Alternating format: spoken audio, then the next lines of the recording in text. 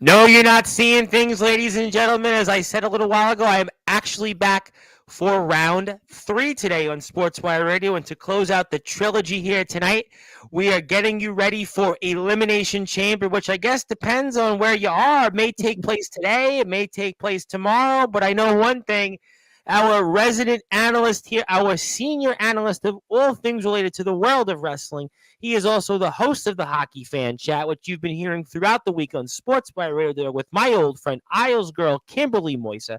He has also wrestled a little bit in this crazy world that we love here of professional wrestling. That is Mr. Randy Dillon. Randy, how are you today?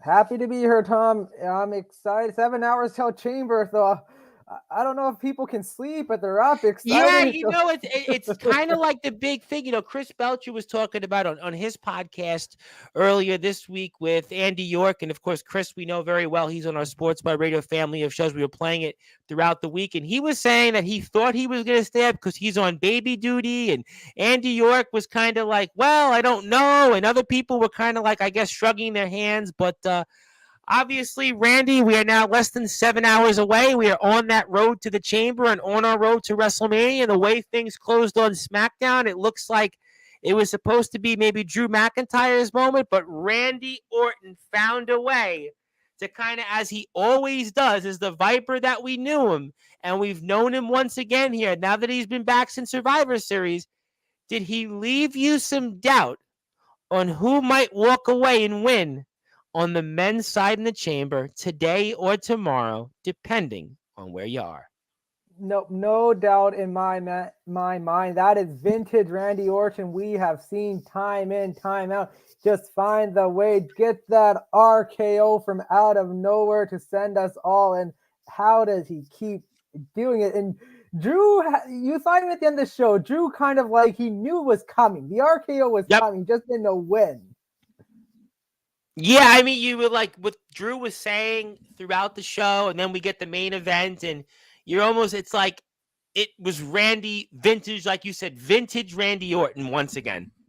Oh no, exactly. And I did like that main event match between McIntyre and LA Knight. I think they answered some other questions heading into the chamber and also heading into Mania. What did the future look like for Logan Paul, Kevin Owens?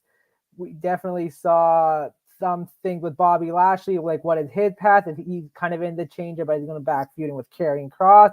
And then Randy Orton, I think the big question about what really you're going to do with him post chamber if the odds are Mr. McIntyre is supposed to win it. Yeah, we spoke a lot about this on Monday's show, and obviously our coach Chris Craven is on assignment, and our buddy TBK, same thing, and I'm sure we'll talk to the guys after the chamber. But, after what Drew had said and the way things are going, we spoke about it on Monday. So Drew's win to open up Raw against Cody Rhodes, and obviously that's historic in its own right. You would think that Drew is there and it's going to be his to lose. But then again, Randy Orton's kind of lurking, and maybe there is a little bit of doubt. I mean, obviously, again, the odds would probably favor Drew McIntyre. He talked about that if he doesn't win tomorrow, that he would become, I think the line he used was worthless as CM Punk's return. So, I mean, it almost to me implies that he would win. But then, Randy comes out of nowhere and, at least maybe, as I said, maybe put a seed of doubt in there. Yeah, this is interesting for sure because I think I said when we first talked about the coach, Randy Orton is a wild card in this match because there's so many different ways you can go with him. And I don't know what's going to exactly happen with Randy Orton, if he's going to pull off the win or not. But definitely, I think it's going to be a big opportunity for him to come up for this win. Because listen, we talked about this. He's close to surpassing Seth Rollins. And I mean, not Seth Rollins, Ric Flair with 14-time world champion. 16 times, and Orton's at 14. Yes, correct. Yeah, no, I apologize for my camera. I'm not too sure what the heck is going on here, but I will try to fix that. Yeah, it's okay. No, I think the point, what you're trying to say is that if you were going to tease somebody to break Flair's record, unless it's his daughter at this point, because Charlotte certainly is right there from a number standpoint, Randy would be the person that could certainly do it. And if he's going to do it, this might be his best shot because we know Randy missed so much time. He missed about 16 months basically until he returned at Survivor Series. So it definitely kind of left almost that sow of doubt there a little bit.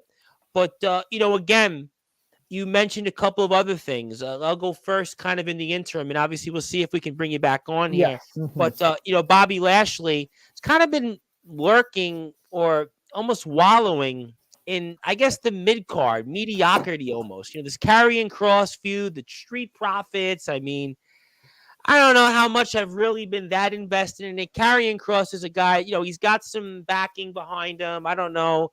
Authors of Pain, how much people really care about that at this point. But, after we saw a little bit today with Bobby Lashley, where do you think a Bobby Lashley winds up in this? Because he's kind of been almost like stuck in the mud almost. Yeah, Bobby Lashley's in a weird spot right now because I think when this group formed with him and the Hurt Business in this, I think it's called, I'm not sure, I can't remember the name of it, but it was very interesting on what was going to happen.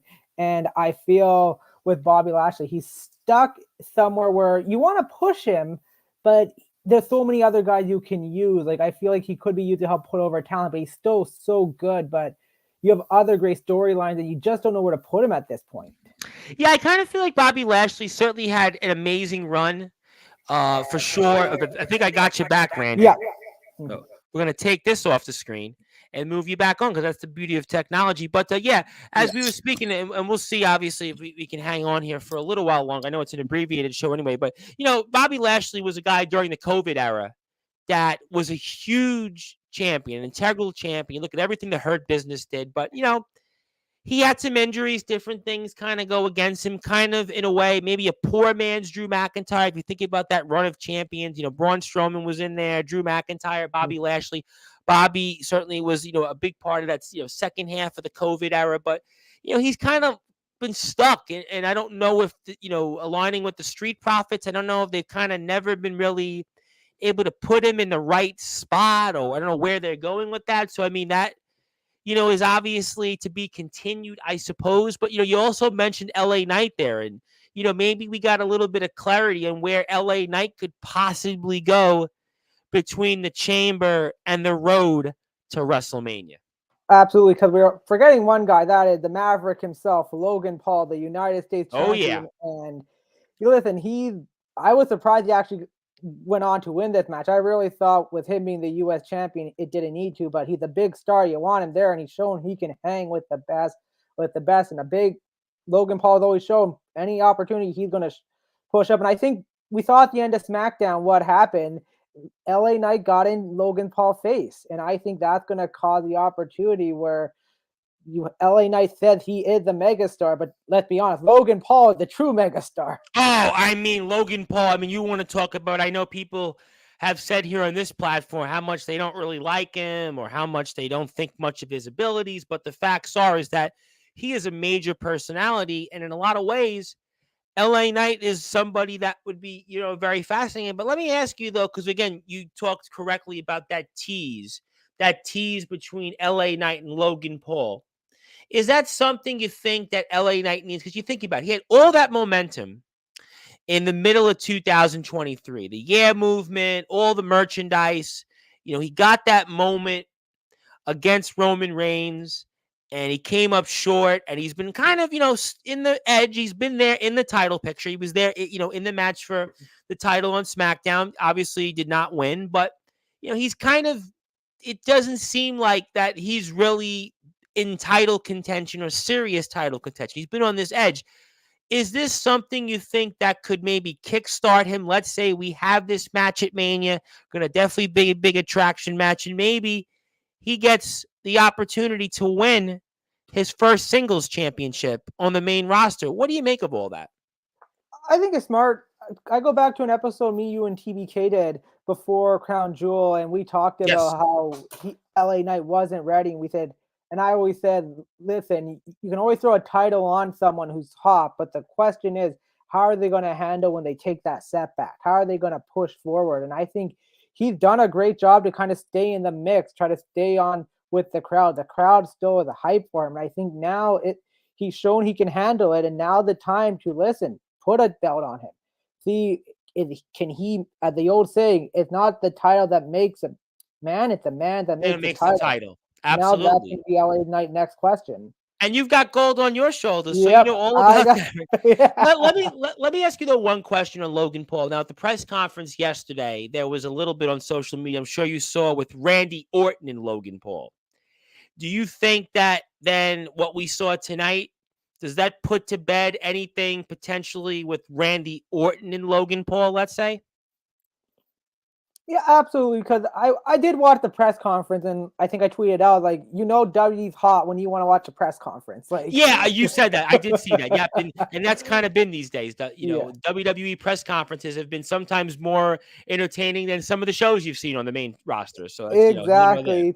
So I think down the road, could we get Randy Orton and Logan Paul? Absolutely. But I think right now it's not needed because with Logan Paul's star power and attraction, you want to use it for other talent as well to help them get over. Like, this isn't a Brock Lesnar or a Brock Lesnar situation or where he comes and goes and he just putting himself over. I think Logan Paul has shown he can be a team player. Look at the match he had with Roman Reigns, Seth Rollins, Oh, the absolutely. The Money in the Roman Bank. Reigns match. I mean, a lot of people didn't think he could pull a match off like that. You think about, everything in that match in the Seth Rollins stuff. I mean, Logan Paul, you know, you can't deny his in-ring ability for what he's put out there. I don't think anybody should take that away from him. Exactly. And then you go back to his match with Ricochet, him getting that Yep. win, he needed it. But look how much that did for Ricochet and got Ricochet attention. Where, listen, everyone knows how good Ricochet is, but he never got that mainstream attention. He finally did. And it really opened up everyone's eyes saying this guy needs more of an opportunity.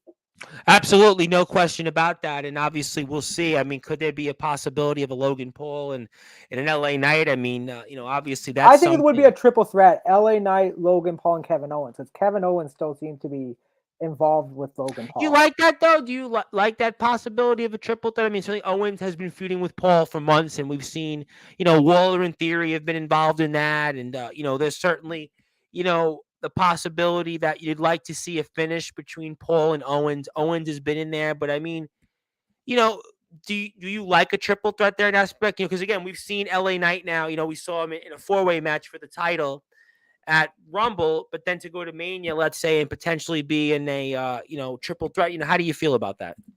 I would feel confident with the triple threat match because I think one, if you do Logan Paul and Kevin Owens, I think the consensus is Logan Paul is going to get over, which I thought was going to happen at this current event, but doesn't look like they're going to save it. And I think it adds another element to the ring where Logan it challenges a few people. It challenges one, Logan Paul himself. He's done great one-on-one matches. Now, can he do it with two or more? It will add another challenge to LA Knight where you work now with some of the best. Now, how are you going to do with some of these more talented high flyer cuffs guys like Logan Paul, kind of with Kevin Owens as well, who has an unorthodox style. So it really will be interesting. Absolutely, and I think that you have again natural constituencies there. Let Mhm. me say hello to some people. I want to say hello to my buddy in Australia, Mr. Ace Reed of the Wired Up Podcast. Now, Ace, I think I've asked you this question on a prior Sportswire show. Are you going tomorrow or today, I suppose? And if you are not going, I would like to know how far are you away from Perth? So I want to make sure I could get those questions asked, and Ace will be back on Sportswire very soon. I want to say hello to my buddy, as always, Mr. Michael Christian. Michael was here at the last live, and Randy, I heard from a birdie that Michael Christian's going to get a Sportswire radio T-shirt because we do have shirts on Sportswire. So No. yes, I am going to get him a shirt. Well, I just spoiled it, but he knows already anyway. Want to say hello to my very good buddy, the general manager of the IMF, Mr. Levi McDaniel. Levi is one of the most awesome follows on YouTube. He plays a lot of WWE 2K games. He actually simulated Jeff Jarrett versus some guy that's first name is V, last name ends with an M. So I mean, you might have heard that. And Jeff That's a Jarrett middle won that. name. Yeah, Jeff Jarrett actually won the match. I mean, what a small world. I want to say hello to my buddy, Mr. TBK. Wish I could be out, you guys. I've been out all night. Yeah. Are you watching the show? I'd be curious. Are you watching Chamber? I think you kind of answered it, but I'd be curious if anybody's out here tonight. Are you watching the chamber at 5 a.m. So for us that are here in the East Coast or in Canada, like you're in Pacific time, right? Pacific Pacific, time. 2 a.m. for me. It's So even worse for you. Yeah. I mean, I would love to know for us here in the States, are you watching the show live? Are you going to bed? I mean, I'd be curious there. Let me ask you a question on the bloodline. We saw officially The Rock is not going to be there at Chamber. I mean, what do you make of that? I think it's a smart move because I think what we saw on Monday was very different from what we saw last year with Roman Reigns and Cody Rhodes, where Roman didn't really consider Cody a threat. He didn't consider No. him as someone big who's going to take his title. But I think this year it's different. He doesn't want to face Cody again. He already sent a message sending Solo and Jimmy to take him out already so early. And I think The Rock gonna play an interesting line. Seth Rollins, what he said last, I think he said something, he's bigger than The Rock right now in wrestling. So that's gonna add some fire there. And I think it gets very interesting because we talked about these are two big egos. And Yep. Rock has always been one to kind of lead. He led the corporation. But now he's a bloodline member. They officially announced it today on SmackDown. That's why I was curious what you thought about that because, we spoke a lot with TBK on the show Monday, and we were talking about, again, the 1A, the alpha male between Roman and The Rock, but now the Roman's a part of the bloodline. I mean, I don't just see him as some member of the bloodline. I mean, I just thought that was so fascinating. We open up the show and, The Rock is officially a part of the bloodline. Yeah, no, exactly. It's gonna really set things up because I think Rock's gonna kind of observe the situation, but I really strongly believe he wants to be the head of the table. His history though shows he's been the guy. He doesn't want to be second fiddle. You look at it again, the Nation, the perfect example. He comes in, then he takes it over corporation. His Hollywood run, he came back because he couldn't get over Stone Cold, and he was a bigger star than him. And never beat Stone Cold at WrestleMania. They were always kind of competing in a lot of ways. I mean, yes, The Rock and Triple H certainly was a part of that era, but Stone Cold and The Rock were the two biggest draws of that era, maybe of wrestling history. I mean, certainly I think that Stone Cold and The Rock exceeded Hogan's run. Maybe Hogan had a longer run, but in terms of that 3 or 4 year boom that it was experienced in the Attitude Era, you looked at Stone Cold and The Rock, not as much The Rock and Triple H. So I think those are things that really valid points. But Tom, the one thing I just want to add on that, really, The Rock is advertised for next week to show up on SmackDown. Roman Reigns, I haven't heard anything if he's going to show up, so that makes it very interesting. So what would you make of that then? Does The Rock promise that he's going to do everything in his power to make sure that Cody Rhodes doesn't walk out of Philadelphia, Lincoln Financial Field, without that SmackDown World Heavyweight Championship? I mean, what did you make of that?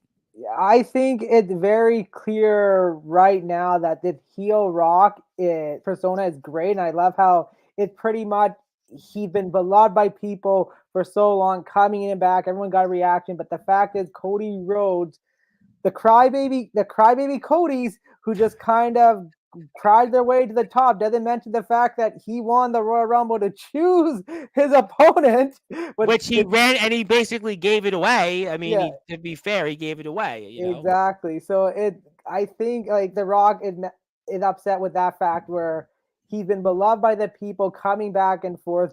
Even when he was feuding with John Cena, the people still loved him. And now this guy who's pretty much come and go, and he's bigger than you at this point. Let me ask you now. I'll come back to TBK in a second. Let me ask you this hypothetical, and I'm going to ask you a different question on the bloodline in a second. Who's the bigger person, you think, The Rock or Roman Reigns, in terms of maybe what they've accomplished in the wrestling careers, not outside the wrestling world? I'd be curious. And who do you think would be maybe have accomplished more? I know it's a tough question. It's a curveball in a sense. In wrestling, I would have to say Roman Reigns over The Rock. I know The Rock was a big star in the 80s, in the 90s, the Attitude Era, early 2000. He was big. But the fact of the matter is he had to Stone Cold, I always felt, was one step ahead of him at that time. And if Stone Cold didn't get hurt for most of 99 and 2000, what would have that been for The Rock himself? Where Roman, I know that the big dog persona was so bad, but it somehow got him over. But the tribal chief had just passed in on everyone on a different level, and he just keeps getting bigger and bigger. Now we're at the point where what can you do now? He's the biggest he's ever been. Where The Rock, it was just like the people's champ. He was funny, entertaining. He went a couple of different angles. I felt Hollywood Rock could have done some good damage, but it was cut so Short short. time. It was 3 months. It was a Yeah, 3 month run. I mean, it was where the really, tribal short chief run. 3 years, and he's been the top guy in the industry for that long.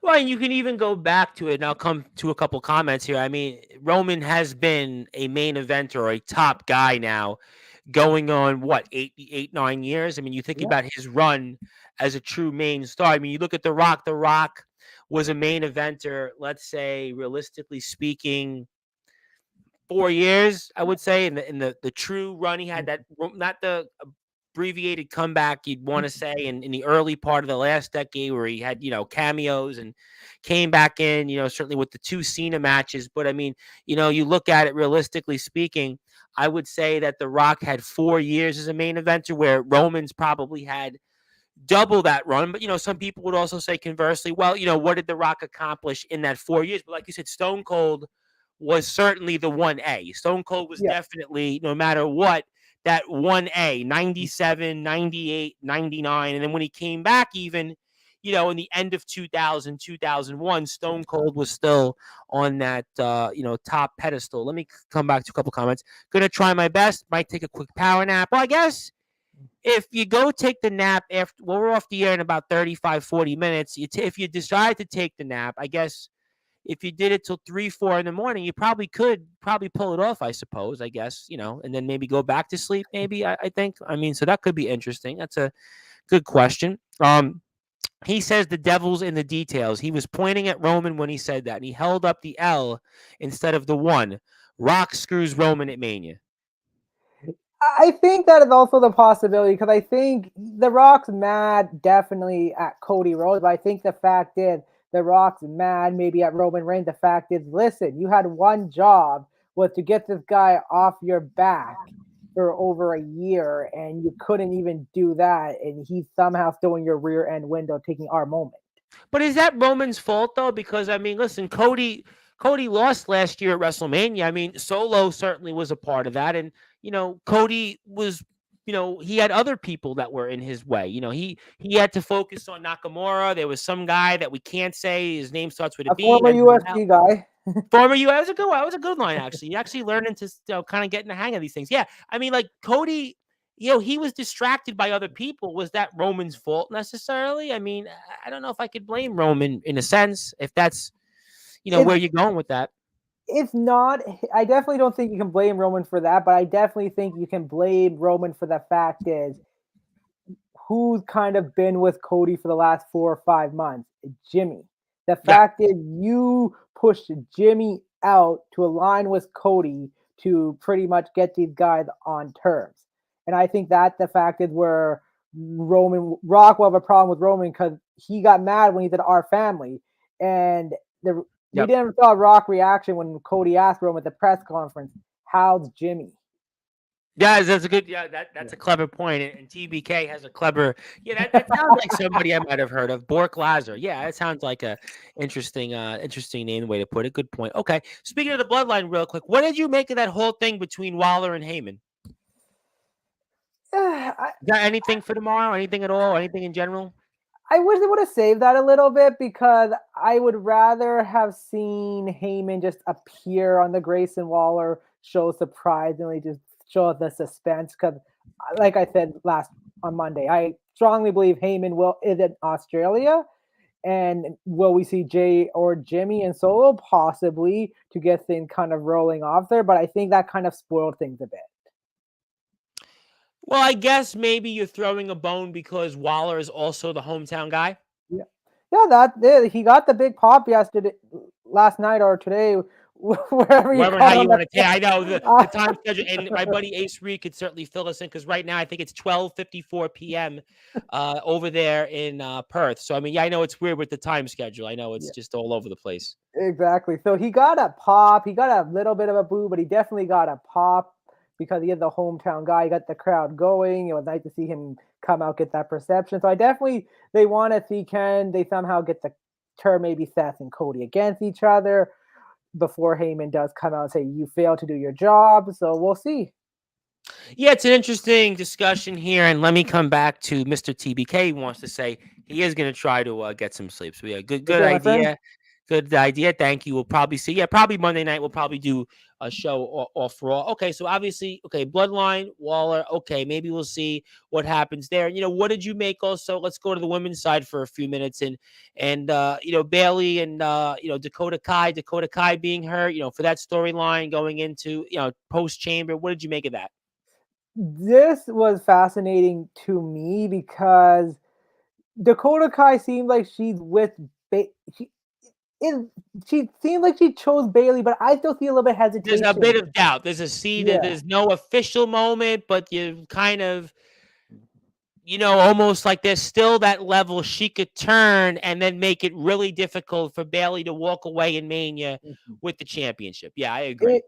exactly. I even go back to some SmackDowns before War Game where Dakota was talking with Bailey, saying, "No, no, we're still with you and stuff." She was with like Io and Asuka and Kyrie Sane, and they were like, "No, no, no, we want you to go do this." She was kind of like leading the charge for Bailey, kind of calming her down. So I think what Dakota Kai does next week is really going to be a big indicator on a few things.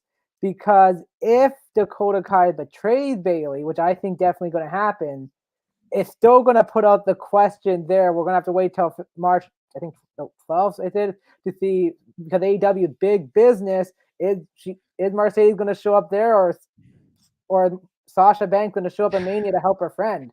So I mean, you know what? I'll spend a few minutes on that because I was actually listening to the Eric Bischoff podcast earlier this week. And, if it's not Mercedes Monet or Sasha Banks, whatever you want to call her at this point, I mean, I really don't know what else could AEW have up their sleeve. I mean, I get what you're saying because of the picture being posted on Twitter a few days ago, but I mean, I would almost be kind of really, really surprised if we didn't see Mercedes Monet in a few weeks in Boston. I mean, they're advertising that show hard. I mean, and they got to sell tickets there.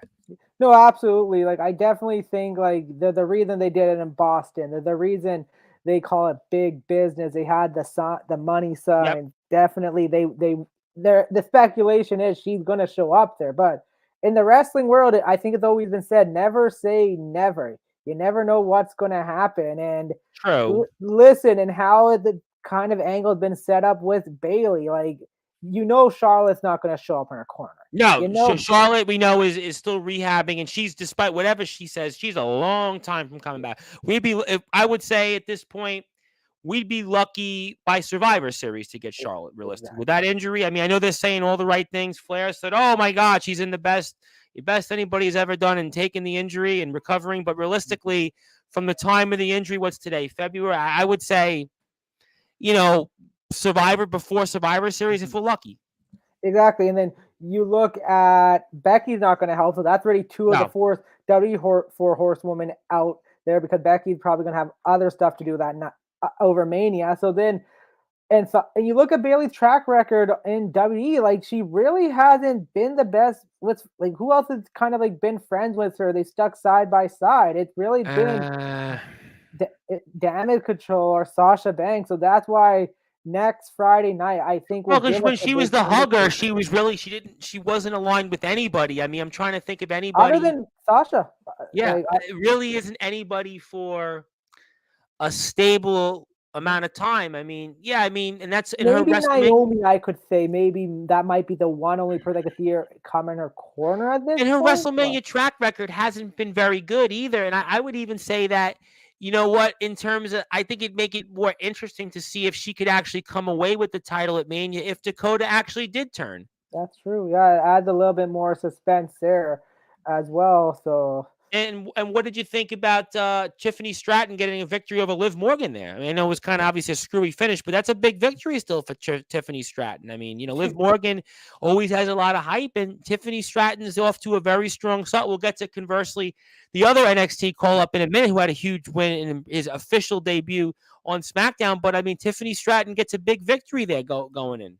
I was a little surprised she got that win over So Liv was I. Morgan like that So because was I I. really thought the returning Liv Morgan number 30, the Royal Rumble, her revenge tour, I how would they're have thought setting at it up. least some type of like disqualification or Yeah, something like that. or exactly, or somehow maybe like a count out or something. But the fact that Yeah. she pinned her is big, and Tiffany Stratton is on the train upward. Like, is she going to win the Chamber? No, but I think they're setting her up for something big, whether it is Bianca Belair, whether it is some other person. I'm not saying it's Jade Cargill. Please do not speculate that. But definitely Tiffany Stratton is on the rise up, and we're gonna. I would not be surprised if she starts the Chamber match tomorrow and goes a quite a far distance. I agree with you that I think at the very least she's not going to be eliminated early. I think Yeah, that she's going to have a strong showing because I think that ultimately she is going to wind up being right there in terms of who could win it. I don't know who will win. It's still kind of to be determined. I mean, you have a thought on who would walk away from the women's chamber? So because it's so that's kind of really toss up. I think it's more toss up here on the women's side than the men's side because I kind of think we have a clear person who most people will bet on tomorrow. no, Liv Morgan makes a sense because TBK mentioned this on Monday that she took out Rhea Ripley took out Liv Morgan, and a lot of time Liv Morgan was flourishing and definitely looked like she was gonna put some kind of the underdog story against Rhea Ripley possibly, but that never Even did with the happen. loss tonight, you don't think does the loss hurt her at all The going lo- into chamber? I just I, I'm not behind her as I would be in past years. For some reason, it's not the connection's not there Is with it Liv because of Morgan. the is it because of what happened outside the ring, or you don't think that's an No, issue? I don't. I don't think so either because I think that would put to bed everything kind of passed. Not no further problem. But I just look at her reaction to the Rumble. Like it was just like, oh, it's Liv Morgan. It's just like it wasn't excited. Like I would be more excited if Raquel Rodriguez somehow pulls up and gives us Rhea Ripley versus her round number two. Oh, Becky did you Lynch see is up. Raquel Rodriguez's video on social Yeah, media a few days ago? I that. mean, Mm-hmm. you It's know, if there's good. somebody who has got an emotional plea to win, wouldn't she be the person? Exactly. Naomi, the dark horse in this match as the veteran, like I don't expect her, but listen, she's back. She wants to show she's ready for the big time. I think she's tired. She's shown in TNA that listen, I am a big time player. I'm tired of being second fiddle. Naomi's an interesting case because as we're speaking here with Randy Dillon, getting you ready for Elimination Chamber, which depending where you are is either today or tomorrow. My name is the Reverend Tom Bryce. I'm here for the trilogy of shows here. And if you're on Sportswire Radio, I hope you give us a sub on YouTube at Sportswire Radio 6579. Check us out on sportswireradio.org where you can hear Randy Dillon's podcast with Isles girl Kimberly Moisa, whose brother Michael celebrated a birthday earlier this week. So happy birthday to Michael Moisa, but also Randy's podcast is going to play on here in a little while. So after we're off the air, you can hear Randy talk hockey this time as a part of the hockey fan chat. But, it's interesting because Naomi came back and she had a great run in Yep. TNA. No question. I mean, had a run that put her in there. I don't know if that's put into stock to help her to win. Certainly a very impressive run. I kind of agree with you on Liv Morgan. She's lost a lot of the momentum. Stratton, I don't quite think would win it. I mean, I just don't. I kind of agree. I think it's too soon. You know what I'm saying? To get her to win. Yeah. Rodriguez has a very emotional story. If you've been following social media, we know that social media has become a big part of these things. But I don't know if Raquel Rodriguez connects for me for a women's title match because I feel like I don't know. You agree? Yeah, Disagree? they're just it's not fully there. Like I think they're the emotional side there, but I think the question can be she just returned what her the rust and everything, how she's gonna overcome I that, also and don't then know if she's over enough with the fans. I believe that the connection. I don't know. I don't. You know what I'm saying? I don't. Bianca, and then you got Bianca Belair and Becky Lynch. Like Becky, I would say is the favorite. I said it Bianca, last month. Becky Lynch to me. I know you said Becky. maybe we talked about with Bailey, but I think Becky to me is the logical person just because of the natural constituencies there with Rhea Ripley. Bianca, I mean, you could make a case for Bianca. She was on commentary tonight, but I don't know. I feel like Bianca should move away from title picture for a little bit, if that makes sense to you. Yeah, I can see her stepping away, but I also think her and Rhea Ripley can definitely tear down that house at WrestleMania. Not only in a match perspective, but also give us a good story as well. Her and Becky Lynch kind of give those two sides where Yeah, I they can mean, and give I a think story going into yeah, and I think WrestleMania. Bianca and Rhea are kind of two opposites, so there is that, kind of quirk to it. So okay, we'll have to see. Obviously, men's rumble. I think it's pretty clear. Drew McIntyre Yeah, would have to be the favorite. I mean, maybe there's a wild card for Randy Orton. I think Orton, getting the upper hand at the end of the show certainly makes it, believable. It's viable. On the women's end, I kind of think it's probably between Becky and Bianca. I don't quite think that Stratton's there. Morgan, I don't see it. Part of me even thinks Morgan might get eliminated first. I just yeah. crazy thought on that. But and Ripley and Nia Jax, you expect Rhea in her hometown to retain, I would think. Absolutely, but it is not going to be easy because listen, Rhea Ripley even said Nia Jax coming back. I know a lot of people cringe when Nia Jax had come back, but I think this is finally the Nia Jax everyone's been waiting I to think she's see. been great when she's come back. She, Obviously TBK spoke no, about it on his pod, and people say things, but I think she's been used better than the way she's been in the past. in the past she would use kind of like the big show, this big giant who kind of wins, but at times like you had this little humor, wasn't clean. I think she's gotten much more cleaner. She gotten much more safer on top of that, where I at times you found her definitely, I don't know if you would call it carelessness or just wasn't the right spot at the right time. But she definitely has cleaned that up where she's really has become an irresistible force, and it's gonna be truly a remarkable match tomorrow Yeah, and I between her think and Bianca. obviously you got the Yeah, constituencies there. You've got the size. You've yeah, got, sort of, Jax has shown that she can, she's beat Becky Lynch. yeah. She's been up there. And, I think that, it's a possibility. I want to say hello to my buddy Skulls. Skulls, I know, gave me something in the mail, which I will open tomorrow with the Big Bad Silverwolf because we're in the interest of time and we want to get over through a couple of these different things. But Skulls, thank you for the envelope, and I actually have it right here, and I'm going to actually open it tomorrow. But that's a different discussion for a different time. I want to ask you, speaking of the Judgment Day, staying on them, is there a possibility that the Judgment Day lose these tag team titles? Call me crazy, but I think there might be a shot. I don't know why, but Bates and Dunn have been, impressive. I don't know if they connect quite enough yet, but I mean, you never know. This is kind of the moment where you see somebody lose, and what do you make of that? Well, if our truth can find its way out of Austria to Australia, maybe they might lose. But I'm sorry, I had to bring that up. That was pretty funny earlier. Yeah. Like, so we'll see if he makes it in time. But no, I think the Judgment Day, they're gonna keep their winning streak on the line. Listen, I'm excited for Tyler Bate and Pete Dunne to get a big opportunity here, but I think it's setting up for a heel Pete Dunne run down the road where he's gonna turn his back So on you don't Tyler think Bate. this tag team then is real in terms of its longevity? You don't think they win the belts? You think that Judgment Day retains and at least keep the belts till Mania? They have the storyline, obviously Balor and Priest, and certainly the briefcase and everything else. So you think that there's really not much of a possibility that the Dunn and Bates could walk away with gold? I was thinking about this earlier because Okay, I was like, what you could do to get things interesting for Mania is if they want Seth focused off Roman the Rock, you gotta take that world title from him. And the one guy agreed. who might be able to is Damian Priest, but it doesn't work with him having the tag team titles because he's still part of Judgment Day. If he doesn't have the tag team titles, he's a little frustrated. A Paul Heyman might get in here and say, "I can help you cash that in." And that would be a cash in But on a again. Raw, or I would say on a Raw or something to set up a triple threat match.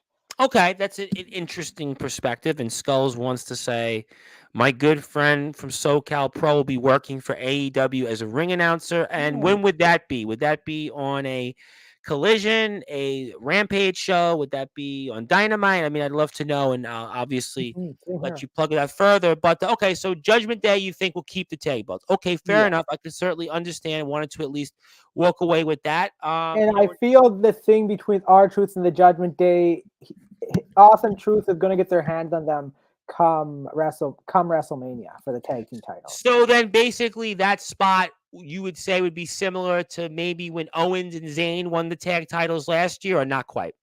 I would say similar, not in the main event or the big story caliber, but it would be a little bit In similar. terms of a title change, that you Yeah. think that Miz and Truth could be viable for a title change? Yep. Okay, Listen, I think sorry, Tom. I think with yep. Awesome Truth, it's like we saw a heel version of them, which it didn't really matter. But I think that face version of Awesome Truth, because people were wondering, can the Miz do a long term face? Because it kind of been. I think that the comedy of our Truth might be the one thing that can keep a Miz face run alive for a while. Well, I think that yeah, our Truth, certainly is gold. He's character gold, and they've got a natural history together. Obviously, when they were together, actually, it's arguably maybe the most successful run our Truth has had in his career. And Miz was in, Yep. a great, he had a great. That was his time of a great run he had. For a couple of years, he was a legitimate, top guy. So, obviously we'll come back to some of those things here. But again, if you're on Sports by Radio, hit that sub button for us on YouTube at Sports by Radio 6579 and catch us anytime you have a podcast out there, anything else you want to share. We're on 24 hours a day, 7 days a week, 365 days a year on sportsbyradio.org. And of course, Randy is on there also, a number of great shows. And the regular Sports by Radio guys will be back next week. And the reason that is because we really have anything to talk about other than wrestling. I actually did 2 shows already today. So at this point, we're going to go back to a regular schedule for now, coming up back this Friday. But again, after we're off there, you can hear Randy's podcast. You can also hear a slew of great shows. And I'll be back here with coverage tomorrow, 10 o'clock Eastern time, with the big bad Silver Wolf. And I have a feeling that Skulls, you're going to be tuned into that show. And I'll be here Sunday a couple of other times. And Skulls like to tell me her name is Arcady. So I guess is that a tryout maybe? Is that a tryout? But okay. Speaking of AEW, before we sign off for closing thoughts here, I mean, still no new deal.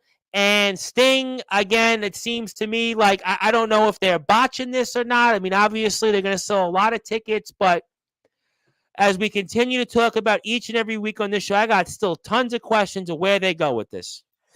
Yeah, well, this week was a little bit hard because I think the passing of his father Yeah. definitely did affect things, and Sure. those are really always hard things to Yep. address. I think with the Raw before Elimination Chamber 2011, with Jerry the King Lawler lost his mother when he was supposed to face the Miz. It was very hard to kind of do something with that. So my regard to the Morton family there, Definitely, but for sure. but even before that, like this really should be all about Sting, and they haven't done it enough. Even Flair, the way they used Flair in this whole thing is like, I don't know. It just leaves me open-ended questions. Too many. And the other thing is, I read something Eric Bischoff said because they were saying, bro, like a guy like Warlord, he's a big, powerful, athletic. You should build him like they were saying, like a Bill Goldberg, make him powerful, strong. Yeah, I think we've even spoke about this months ago when there was the whole thing with him and MJF. Yeah, and even the original angle when they had it back in 2022, yeah, 2022, and they dropped the ball with him there. And I think Bischoff was saying, listen, Tony Khan had this preference for small guys, but I'm just like, when you have someone like this who can show he's big and athletic, you got to give him a chance. It just doesn't work. And I look at a guy like Braun Breaker, the reason why Braun Breaker's match was so short is we've seen his work in NXT. They really, and right now with Mania season on the horizon, it's kind of hard to kind of just strap someone against him. So I think right now, good giving that kind of quick matches, but you're going to see more out of him still with NXT at the other titles with Baron Corbin. But it's funny you said that because Bischoff also, and I want to talk about Braun Breaker in a few minutes. I want to come back to him before we get to closing thoughts. But, Bischoff's point was when it came to the Sting storyline, he was talking about it on his podcast, the Strictly Business version. And he was like, to the co-host, he was like, well, tell me the storyline and, what's it been like? And kind of give me kind of the rundown, and the host, his co-host, couldn't really defend it. He couldn't really give you. He was like, "Give me a natural storyline. Give me something that I would say, okay, whether it was good or not, how it flows." And couldn't do that. And I think that's the problem in a nutshell. That you're selling the tickets, you're doing well because of Sting and him in his last match, but you're not. It's almost like it's a short thing, and it's going to be afterwards. You're not going to be able to keep that momentum, if that makes sense. Absolutely right. Like you think of Ric Flair's final year in WWE, like from 2000. 2007, 8. Yep. Yeah, like how the story was him, his career keep fighting. Then Ric Flair wanted to go against the best with Shawn Michaels. Shawn Michaels wanted to end the streak, and he knew if he couldn't, he had to retire. But you look at Sting, and Haven't done like it. it started off as a farewell tour. We're so happy we're on in your career, and everyone thought he wouldn't get a singles match. But then, okay, they changed it to a tag team match, and I kind of wish, okay, then that kind of should have been his saying, listen, I'm having fun with someone like Darby Allin. Darby, I want to end my career with you on my side, which I'm okay. Then I would be okay for. But the fact is, you have the Young Bucks, and I think even Bischoff said these guys as heels, they just don't have it. They're just No, and that is exactly what he said on his podcast. He basically said these guys, like, they're playing roles, but you look at them and they're faces, they're baby faces. They're playing roles that they're not good in. And that's what he was saying. There's not a natural constituency that Sting has going against it. Flair didn't turn on it. There wasn't anything there with Flair. Darby to me would have been interesting if Darby would have turned, but instead you went the route of now the doubt is he going to retire undefeated in AEW or is he going to lose? I mean, it's like. And just to touch on the Young Bucks being heel, because I know they were heel in 2022, but yes, listen, that was more of Don Callis, the Young Bucks turn, but Don Callis did a lot of that. But that was where Kenny Omega was a part of. They were like a big super group, but like now, but you even hear them talk. It's like in their promos, they're these VPs, though, like it just like it doesn't feel right. Yes, exactly. They're okay. They're playing the roles. Yeah, they're these guys are. Yeah, we're in the business and we're the leaders. But like Sting's, he's been in the business, quote unquote, if you want to use that term, longer than these guys have been alive. It doesn't really leave you fulfilled. It doesn't leave you, satisfied. And I think that's kind of where we are. And I'm sure we'll talk about this again next week. But, in the interest of time, I did want to bring up Braun Breaker. I mean, Braun Breaker, again, now speaking about companies, conversely, that seem to, get it right in terms of introducing people and having a flow. I mean, this guy, I'm assuming, is going to go on a run here and kill some people until we see him like in a big match. And, you mentioned it correctly. I mean, the way he was, introduced tonight and, you got some excitement with this guy. Oh, absolutely. Like Braun Breaker, I think from when he first showed up in NXT, from him winning the title to now, it had just been something phenomenal. Because I always say, how can someone survive without a title? And when he lost that NXT title, he went to another level of the heel. Everyone's wondering how can he recover, and he just went on a great run. And right now, the work he's doing with Baron Corbin's great. And I think he's gonna show he's a powerhouse, no doubt about it. But he's also athletic as heck. Like, for sure. Though there's no question what he brings to the table and his skills. I mean, obviously his background in sports, and he uses that. And you look at just what his moveset is. This guy, really, he's got the strength, but he's quick on his feet too. Exactly. This isn't your class. This isn't your Rybacks. This isn't your Goldberg. Your Warrior. Yeah. Like these guys, he is truly. This is like when people are surprised what Ivar can do. Like this is just something else what he can do. And the well, also remember, who is his genetics coming from? Well, you add the 33% chance math here and there. So. Yeah, I mean the genetics speak for themselves. Scott obviously, with the Frankensteiner, and Rick wasn't too bad either. And I want to say hello to my buddy before we move on, Ethan Sorensen. How you doing, Ethan? I think Ethan was with me the first time I was on the air, not the second time, but thank you, Ethan, for tuning in. So yeah, Braun Breaker, obviously very excited about that. I'll be curious to see what happens with him and the tag team titles in NXT, because he's on the main roster, but has the tag team titles. So I mean, how long do you think he holds those? By the way, I would say till Stand and Deliver. Okay, that's going to be short.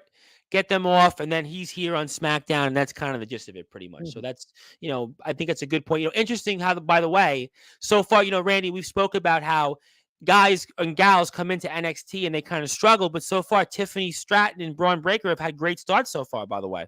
Oh, no, absolutely. I think it's a different time. I think we talked about 2 weeks ago with the gang. We ran through the list of people that were in NXT and got called up, and we kind of said, well, the track record wasn't very great. I mean, since I guess Seth Rollins and Roman Reigns, we looked through the list, and the record was kind of mixed at best. I mean, we brought up even Balor and Priest. It's kind of like, exactly. I think what they've done now is, because I think people were calling for Braun Breaker to get called up after last year's Mania. I think we spoke last year when he was the NXT champion, talking about it then. I think people were saying he should have been called up the day after WrestleMania last year, if I recall correctly. What they've done in the past, it's been a classic. The man, the devil, him, whatever you want to call him himself, VKM. So whatever VKM used to do. Well, I think Bret Hart said the line. Now he doesn't want to know him anymore. Basically, exactly. That's what Bret Hart's line was. I don't even know him anymore. So there you go. And Bret's usually like one of the few people that he'll tell you basically what's on his mind. Whereas Cena was asked about it. Well, I know him and he's my friend and blah blah blah. But Bret, Bret is Bret. Bret will say. Bret doesn't care. He's just unfiltered. He's a real straight shooter, Bret. I think, just to touch on that, with Cena and Orton, they're defending Vince. Listen, if it wasn't for him, the McMahon, the senior McMahon, he would be like, where would Randy Orton and John Cena be in their careers? Where would they be in life? Where someone like Bret, and I think, listen, Montreal put a bad taste in his mouth, and he had the right to be foul about that. But I think at the end of the day, it's like, he still really helped you in your career. But I know, listen, that was a tough pill to swallow. Yeah, I think also, Owen died. I think is also that's a major. Owen as well. I think Owen is worse in a way. Yeah, I think Owen definitely. I think Montreal, he could have gotten over, but I think Owen. I think the Owen death is, I was even hearing Jeff Jarrett talk about it on his podcast this past week, still talking about they were doing the chronological timeline in his career, and he talked about Owen's death still. I mean, he said it was the worst thing he's ever experienced. I mean, so, there's no question, but Bret is Bret. Yeah, I mean, that's obviously here nor there, but I think the point is that, Stratton and Breaker are off to a strong start. Before we get to closing thoughts, I know obviously you're going to wrap up, and we're going to obviously talk on Monday for sure and get the fallout here. Anything else you want to talk about when it comes to the chamber itself that we should look upon? Any other news and notes? Yeah, it looked like Indy Hartwell is going to get her match. She's going to get a tag team match with Candice LeRae against the Kabuki Warriors for the women's tag team titles. Like, I tweeted out, like I said, I'm happy she got it, but I wish I got the main card. And someone said, well, there's no story, and I can understand that. But the other thing you got to understand is, how many times is she going to get to perform in front of a full crowd of her fellow country people? It's not very often she's going to get this opportunity. It's great she got her chance, but listen, I was at WrestleMania, and the pre-show, not many people were in their seats when it's time for the pre-show. People are still out getting their food. It's an early time too, and people are like, they're still walking around. WrestleMania is an all-day thing. It's not a regular, premium live event, as they call it. And this is kind of like the Elimination Chamber is kind of like Australia's WrestleMania. It's a big event. Like 40,000-50,000 people are gonna be there. It's hype. People are excited, and people don't. And listen, when the main show starts, you don't want to miss anything, so you do kind of do your thing for during the pre-show. Yeah, I think that's a certainly very valid point. And again, it is their WrestleMania, and Ethan Sorensen. I don't know if I agree with you, Ethan, because he thinks that Braun Breaker could hold the titles until WrestleMania or the next. Maybe Mania. I think Chamber's way too long for the NXT belts. I think if he's lucky, what are we, 7 weeks to Mania now? About 7. Today's the 23rd, so Mania's at 6th and the 7th. I would say realistically, that puts us at 7 weeks. I don't think he goes anything past Mania. No way. I think it's too long. He's on the main roster. And you kind of have other teams in NXT. You have the D'Angelo brother. You have Chase University and those things. Yes, that was my coming up. So Chase University was the one I had off my head. Yeah, I don't think. I don't see it. I don't think that anything goes past Mania. I think it's too long. He's on the main roster now. I understand the point about Corbin, but if you're building him here on SmackDown, it doesn't make sense. All right, so obviously we'll see what happens. We'll definitely be on the air Monday night. We'll talk about all of that. But now I'd like to give you the floor, give you some close notes. Obviously, you're going to get going, and we're going to get ready for the show. And yeah, I don't know if I'll actually watch it live at 5 o'clock, but I'll actually be up because I work overnight. So I actually, by the time I come back home, it'll probably be the middle of the card. So I actually probably will check some of it in real time, but we'll certainly talk about that on Monday. But until then, Randy, I'm giving you the floor, give you some close notes. I really enjoyed the hockey fan chat this week. You and Isles, I know you've had her on before in the past, but that was like the best I think I've heard her on a podcast. I got to be honest. I interviewed her 5 years ago. I remember when I interviewed her, it was the height of the days. She was the Isles girl, and they were talking about all the different things she was a part of in the commercials. She was a social media buzz. They were kind of saying this and saying that, and she sounded great. I mean, she sounded great on Tuesday when I played it with you and her. So I hope to hear more of her doing. I know she has Kim in the Crease. Kim in the Crease is a huge staple for all the Isles fans out there and Isles Twitter. And she doesn't have it as much as she used to, but it's still a part of things. And she has been a mainstay in Isles land. And certainly her family have been season ticket holders going back to the early days of the Coliseum. She's a great follow. Definitely check her out. Her brother also celebrated his birthday earlier this week. So definitely Kim, hopefully you bring Kim back on. And I should interview Kim one of these days. Because I interviewed her 5 years ago. I think I interviewed her, Rick, before I let you go. I interviewed her right around the time they had this thing called the Barzagel. It was a big thing here for Islanders. It was a guy, Donald, his name was Donald Rosner. Donald Rosner has Blue Line Bagels in Delhi. It was a huge thing on Long Island. I interviewed him and about the Barzagel, and it was like the biggest interview at the time I ever had. And then I got Isles Girl right afterwards, and it's one of those memorable ones. But obviously, you did way better than we did 5 years ago because she speaks a lot better than I do, and you speak a lot better than me also. So that's why I'm giving you the floor right now for some closing thoughts. And fire away, my good friend. Thanks, Tom. Always a pleasure. Yeah, the chat with the Isle Girl was great. I think I told her it was one of the probably I've never laughed so much in an episode. Yeah, you guys had some laughs. It definitely was a very great episode. We'll get her back on the show as a regular for sure. Like our good friend Michael Herbert and Neil Villapiano, who cover the Devils and the Oilers. But just to talk about the Chamber, it's going to be a good show. I'm interested in what's going to happen to Grayson Waller effect, because I think everyone's going to wondering who's going to show up or what's going to happen there. I think the men's chamber is going to be interesting. I'm very interested who will open the show. Will be the women's chamber or the men's, to kind of set things up, because if the men's do and Drew McIntyre does win, will we see him show up in the Grayson Waller show as well? And Raw Monday, listen, is good. I think Coach Craven said this after the chamber, we're going to have a lot of roads started paved to WrestleMania. So on Monday, we're going to have a lot to talk about with really they say the biggest Mania in history, which it feels like this Mania is hyped. It's going to be huge. Yeah, I mean, I think from that point, and we want everybody to follow Randy, first of all, on Instagram and Twitter at Randy Dillon, DHILLON. Make sure you follow him, especially for all the things he does for us on Sportswire, and he is a Hall of Famer after all. But yeah, from that point on, from tomorrow, you're looking at actually, I think if I look at the calendar correct, 6 weeks. 6 weeks, because today is the 23rd, tomorrow's the 24th. So if you do the math, you got 5 more days in February, 31's in March, and that would put us the following. So you're talking about, again, 42 days. That's it, 6 weeks. So this is it. There's no premium lives. No. That's it. So he's right. He's absolutely right.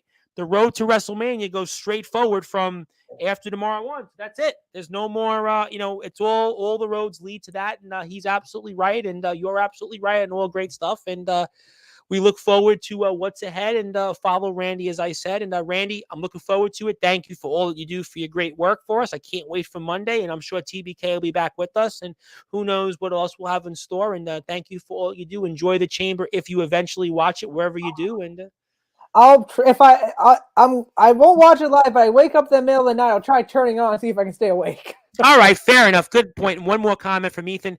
I'm so interested in seeing either Randy Orton or Drew McIntyre winning the Elimination Chamber and going to Mania after Seth Rollins. Yeah, I think that's exactly what we talked about at the beginning of the show.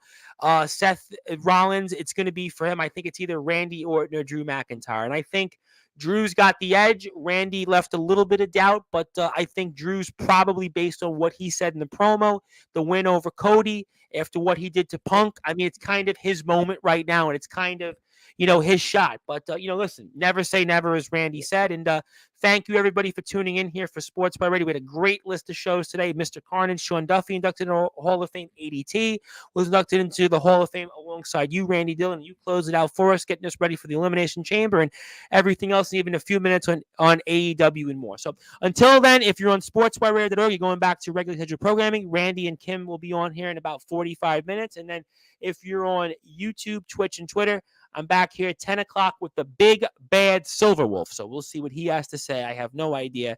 That's why you should tune in. But until then, good morning, good afternoon, good evening, wherever you are, on the number one global radio that is Sports by Radio, where all